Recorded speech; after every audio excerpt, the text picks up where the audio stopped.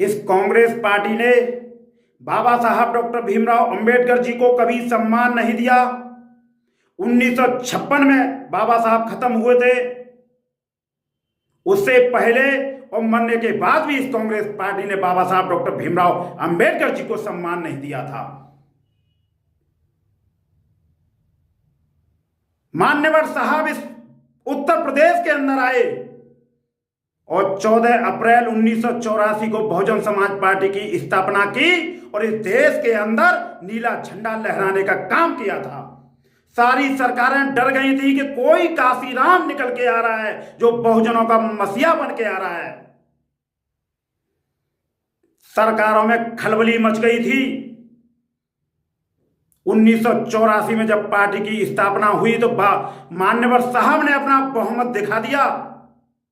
उसके बाद 1991 में भारत सरकार ने बाबा साहब डॉक्टर भीमराव अंबेडकर जी को भारत रत्न से सम्मानित किया था।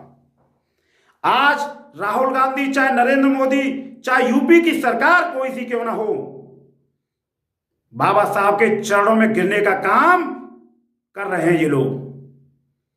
और जो ऊपर सिरे से कर रहे हैं, अंदर से बाबा साहब को घृणा है इनको, क्योंकि बाबा साहब के समाज से घृणा है इनको।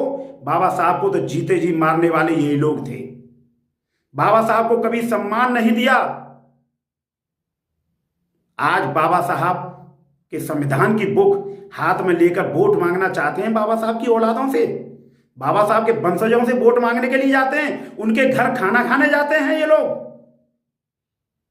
लेकिन मैं बहुजन समाज के लोगों से कह देना चाहता हूं कि आपकी मसीहा बहन कुमारी मायावती जी हैं। आपकी पार्टी बहुजन समाज पार्टी है, उसके अलावा कोई पार्टी नहीं। क्योंकि बहन जी ने कभी अपने सम्मान से समझौता नहीं किया, अपने समाज का कभी अपमान नहीं कराया। और तो और बहन जी ने कभी अपने समाज को धोखा देने का काम तक नहीं किया। आज पार्टी की सरकार नहीं है, आज बहुजन समाज पार्टी की सरकार नहीं है तो क्या हुआ, लेकिन आज हमारा बहुमत है, वो बहुजन समाज पार्टी की बदौलत है। आज हमें सम्मान मिल रहा है, वो भी बहुजन समाज पार्टी की बदौलत है। और बाबा साहब के संविधान के द्वारा हमें सम्मान और अपमान ये लोग करते हैं हमारा संविधान की बदौलत और बहन जी के एक ऑर्डर की बदौलत हमें सम्मान मिल रहा है। जय भीम, जय संविधान।